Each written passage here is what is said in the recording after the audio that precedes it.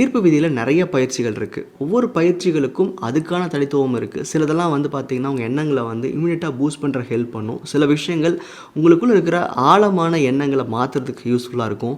சிலது உங்களோட எதிர்மறை எண்ணங்கள் வராமல் தடுக்குது. அப்போ இந்த மாதிரி நிறைய ப்ராசஸ் இருக்கும்போது எனக்கு ரொம்ப ஈஸியாக ஷார்ட்கட் மாதிரி கொடுங்க. எனக்கு பெருசாக கோல்ஸ்லாம் இல்லை. என் லைஃப் ஹாப்பியாக போகணும், நிம்மதியாக போகணும், எனக்கு எந்த விஷயத்தையும் நான் தொடங்கினாலும் அதில் என் லைஃப் சிறப்பாக இருக்கணும் அப்படின்னு நினைக்கிறீங்கன்னா அதுக்கு ரொம்ப ஈஸியான ரொம்ப ஷார்ட்கட்டான விஷயம் நான் சொல்கிறது அஃபர்மேஷன்ஸ் தான்.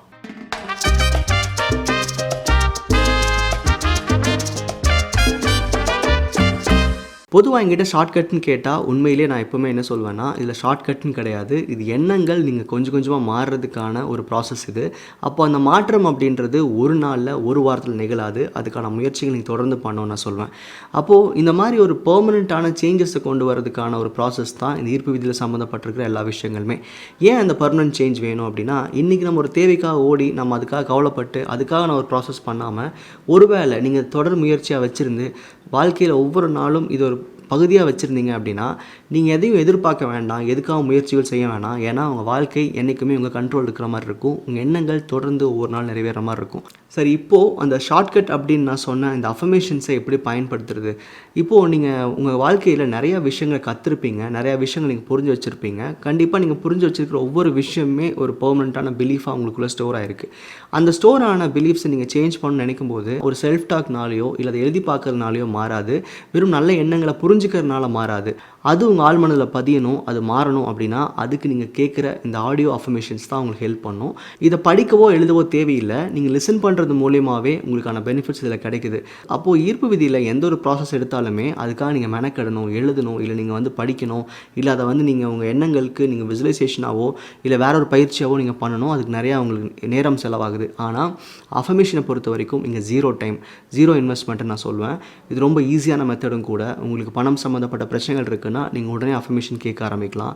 இல்லை ரிலேஷன்ஷிப் சம்மந்தமாக இல்லை ஜாப் சம்மந்தமான விஷயங்கள் இருக்குன்னா உடனே இந்த பயிற்சியை நீங்கள் ஆரம்பிக்கலாம். அதாவது எந்த ஒரு பெரிய முயற்சிகளும் இல்லாமல், ஒரு எஃபர்ட்டும் இல்லாமல் நீங்கள் உடனே ஸ்டார்ட் பண்ணக்கூடிய ப்ராசஸ் அப்படின்னா அஃபர்மேஷன்ஸ் தான் சொல்லுவேன். ஆனால் இது தனிப்பட்ட ப்ராசஸாக நீங்கள் பண்ணக்கூடாது. ஏன்னா கூட நீங்கள் நன்றி எழுதிட்டு இருக்கலாம், இல்லை வந்து விசுவலைஸ் பண்ணலாம். ஏதாவது ஒரு பயிற்சிகள் இருக்கும்போது அஃபர்மேஷன் யூஸ் பண்ணுறதா பெட்டர்னு சொல்லுவேன். ஆனால் இன்றைக்கி எனக்கு அந்த மாதிரியான சூழ்நிலை கிடையாது. நான் ரொம்ப பிஸியான ஸ்கெடியூலில் இருக்கேன். ஆனால் எனக்கு பெருசாக கோல்ஸ் எல்லாம் கிடையாது. எனக்கு வந்து லைஃப் நிம்மதியாக போகணும், ஸ்மூத்தாக போகணும். இன்றைக்கி ஒரு நாளை தொடங்குறேன்னா இன்னிலேருந்து நைட்டு வரைக்கும் நிம்மதியான வாழ்க்கைக்குள்ளே போனால் போதும். எனக்கு பெருசாக இலக்குகள் இல்லை, எனக்கு வந்து ஹாப்பியாக மட்டும் இருந்தால் போதும் நினைக்கிறவங்களுக்கு அஃபர்மேஷன் மட்டும் கேட்டாவே போதும். இதுக்கு மேலே நீங்கள் நன்றி எழுதணும், இந்த மாதிரி விஷயங்களுக்கு இன்வால்வ் ஆகணுங்கிற அவசியம் கிடையாது. ஆனால் உங்களுக்கு வந்து எண்ணங்கள் சரியாக இல்லை, நெகட்டிவாக இருக்கேன், எனக்கு கொஞ்சம் செகண்ட் தாட்ஸில் நிறையா வருது, எனக்கு இலக்குகளை சரியாக கவனிக்க முடியல அப்படின்றப்போ கண்டிப்பாக மற்ற எல்லா ப்ராசஸையும் நீங்கள் எடுக்கணும். ஸோ என்னை பொறுத்த வரைக்கும் ஒரு நிம்மதியான லைஃப்க்கு சிம்பிளாக நீங்கள் ஃபாலோ பண்ண வேண்டிய விஷயம் இந்த அஃபர்மேஷன்ஸ் கேட்குறது தான். இதை பற்றி நான் முன்னாடியே பேசியிருப்பேன். அஃபர்மேஷனை வந்து இங்கே ரொம்ப தொடர்ந்து கவனிக்க வேண்டிய தேவை கிடையாது. அது எங்கே ஓடிட்டுருக்கட்டும், உங்கள் வேலையை நீங்கள் பார்க்கலாம்.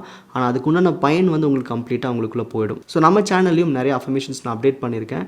தமிழ் அஃபர்மேஷன்ஸ் தான் எல்லாமே. அது இல்லாமல் இங்கிலீஷ் வேணும்னு நினச்சிங்கன்னா நீங்கள் இங்கிலீஷ் சேனல்ஸில் நீங்கள் சர்ச் பண்ணி பார்க்கலாம்.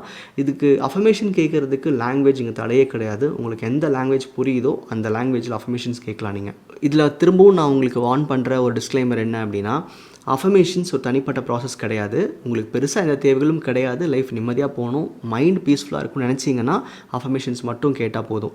இல்லை எனக்கு வாழ்க்கை மாறணும், நிறைய நெகட்டிவ் சிந்தனைகள் மாறணும் அப்படின்னா இந்த அஃபர்மேஷன்ஸை மட்டும் டிபெண்ட் பண்ணி இருக்காதீங்க. நன்றி.